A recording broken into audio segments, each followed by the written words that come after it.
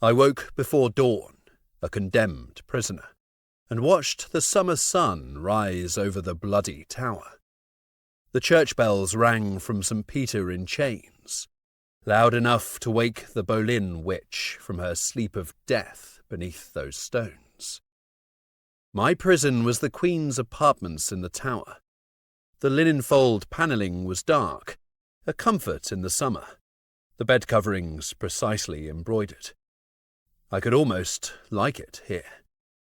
When the tower warden brought my letters, he confessed he fears the Boleyn ghost. I hope she sees me sleeping soundly in her bed, I wanted to say, but as the soul of discretion, I bit my tongue. My spiteful joy at her death, at the death of all but one of Henry's queens, did not sufficiently distract me from my circumstances. It was the day of my execution, or so the world thought. But the king, Henry VIII, had promised to hear one last letter from me. I planned to use it to set things right. I rose from my bed, put on my silk dressing gown. The silk was cool, and I walked to the door in anticipation of my breakfast of fresh bread, ale, and an egg pottage with butter, sugar, and currants. A good meal would help me answer the question that had plagued me since I was publicly stripped of my office. Who was the man in the black cloak who visited the king and persuaded him to sign my execution order?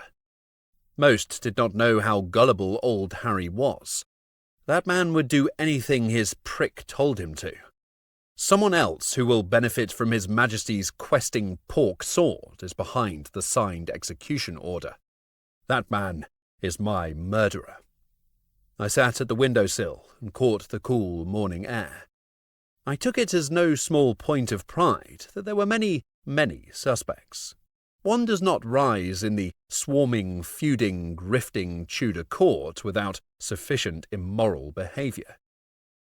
Still, it would be best to apply that intellect to the problem at hand. My friend, Christopher Hales, could provide me only what the gatekeeper's bribe had been able to extort. A tall man in a dark cloak visited the king 2 nights ago.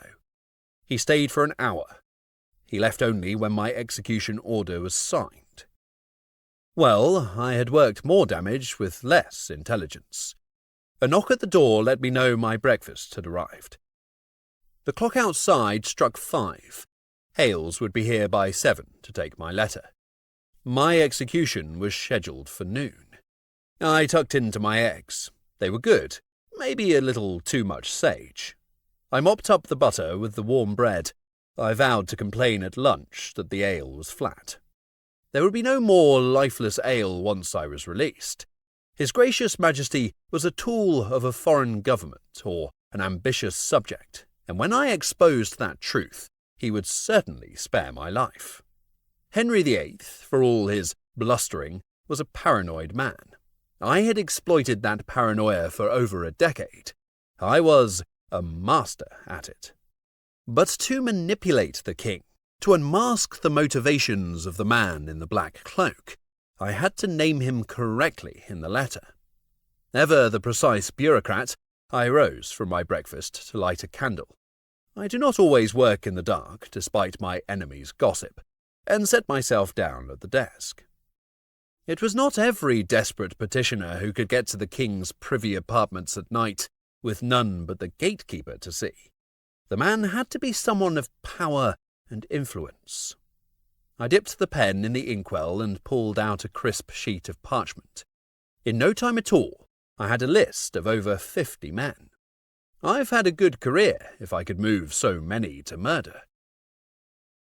This has been an excerpt from Wise Enough to Play the Fool, written by Francis Stratford and narrated by Christian Neal. Available now on BookFunnel and at francisstratford.com.